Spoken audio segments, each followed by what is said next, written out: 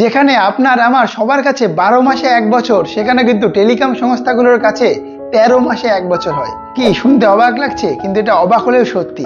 একটু ওয়েট করুন, সম্পূর্ণ বিষয়টা পরিষ্কার করে বলছি।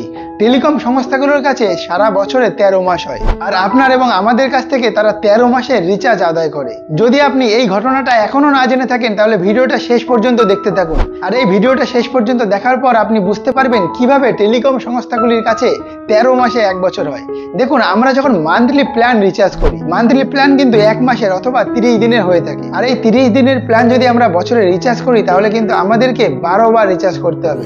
30 × 12 = 360, অর্থাৎ 365 দিনের মধ্যে 360 দিনের রিচার্জ আমরা পাবো 12 বার রিচার্জ করলে। কিন্তু এক্ষেত্রে টেলিকম সংস্থাগুলি কি করে রেখেছে, 1 মাসের রিচার্জের বৈধতা দিয়েছে 28 দিন। আর আপনি যদি 1 মাসের রিচার্জ করেন, তাহলে আপনি বৈধতা পাবেন 28 দিন। তাহলে 28 দিন মানে 365/28, মানে আপনাকে 13 বার রিচার্জ করতে হবে। আর আপনি 1 বছরে 13 বার রিচার্জ করলে তবেই 1 বছরের ভ্যালিডিটি পাবেন। আর এইভাবেই টেলিকম সংস্থাগুলো 13 মাসে 1 বছর করে সারা বছরে 1 মাসের রিচার্জ কাস্টমারের কাছ থেকে বেশি আদায় করছে। আর আমরা এই জিনিসটা বুঝতেও পারছি না। 2 দিন মাসে আমরা কম ভ্যালিডিটি পাচ্ছি, আর আমরা ভাবছি 30 দিনের জায়গায় যদি 28 দিন পাই, তাহলে কি এসে যায়। আপনি একবার ভেবে দেখুন, আপনি 300 টাকা রিচার্জ করছেন প্রতি মাসে, আর 300 টাকা রিচার্জ করতে হলে আপনাকে 1 বছরে 12 বার যদি রিচার্জ করতেন, তাহলে আপনাকে খরচ করতে হতো 12 × 300, অর্থাৎ 3600 টাকা। কিন্তু সেই টাকার পরিমাণ গিয়ে দাঁড়াচ্ছে 13 × 300, অর্থাৎ 3900 টাকা। অর্থাৎ আপনাকে বছরে 300 টাকা, অর্থাৎ 1 মাসের রিচার্জ বেশি করতে হচ্ছে। আর এই ঘটনাটা সাধারণ মানুষ অনেকেই জানে না। আর এই ব্যাপারটাকে কাজে লাগিয়ে টেলিকম সংস্থাগুলো মানুষের কাছ থেকে 1 মাসের বেশি রিচার্জ সারা বছরে আদায় করে নিচ্ছে, আর সাধারণ মানুষ তা টেরও পাচ্ছে না। গত 3রা জুলাই থেকে রিচার্জের পরিমাণ 25% বৃদ্ধি পেয়েছে। আর এই ঘটনা কিন্তু সাধারণ মানুষকে খুব অসুবিধার মধ্যে ফেলেছে। আর এই রিচার্জের পরিমাণ যখন বেড়েই গেছে, তখন কিন্তু টেলিকম সংস্থাগুলো চাইলে এই 28 দিনের পরিবর্তে কাস্টমারদের 30 দিনের ভ্যালিডিটি দিতে পারত।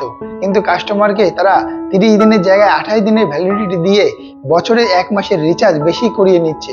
আবার এখন রিচার্জের মূল্যও 25% বৃদ্ধি করেছে। আর এইভাবেই সাধারণ মানুষকে কিন্তু বছরে 12 বারের জায়গায় 13 বার এবং ভবিষ্যতে হয়তো 14 বারও রিচার্জ করতে হতে পারে। তাই যদি এখনো সাধারণ মানুষ সচেতন না হন, তাহলে কিন্তু এইভাবেই আমাদেরকে 13 মাসে 1 বছরের হিসেব করতে হবে। বাংলা, ইংরেজি এবং হিন্দি ক্যালেন্ডারে ব্যাংকে, অফিস, আদালত এবং সমস্ত জায়গায় 30 দিনেই 1 মাস হয় এবং 12 মাসে 1 বছর হয়। কিন্তু এইসব টেলিকম সংস্থাগুলো 28 দিনে 1 মাস তৈরি করে 13 মাসে 1 বছরের হিসাব করে রেখেছে। আর এখানে কাস্টমারের কাছ থেকে অতিরিক্ত 1 মাসের টাকা আদায় করছে।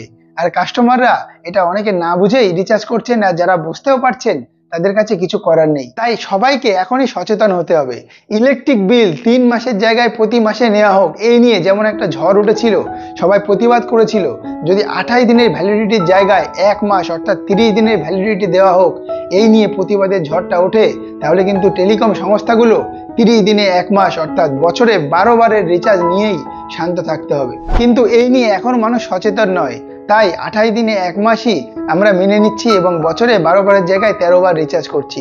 তাই বন্ধুরা, আপনাদের সবাইকে অনুরোধ করব ভিডিওটা সবার সাথে শেয়ার করতে, যাতে সমস্ত দর্শকবিন্দু, সমস্ত গ্রাহক এই ঘটনাটা জানতে পারে এবং এই নিয়ে প্রতিবাদ করতে পারে। যদি ভিডিওটা আপনাদের ভালো লাগে, তাহলে ভিডিওটা বন্ধু বান্ধবের সাথে শেয়ার করবেন, যাতে সবাই এই ঘটনাটা জানতে পারে। এবং আমাদের চ্যানেলটাকে সাবস্ক্রাইব করে আমাদের পাশে থাকবেন, যাতে এরকম ধরনের আরো ভিডিও সবার আগে আপনি দেখতে পারেন। ধন্যবাদ। দেখা হচ্ছে পরবর্তী কোনো ভিডিওতে। ততক্ষণ পর্যন্ত ভালো থাকবেন এবং সুস্থ থাকবেন।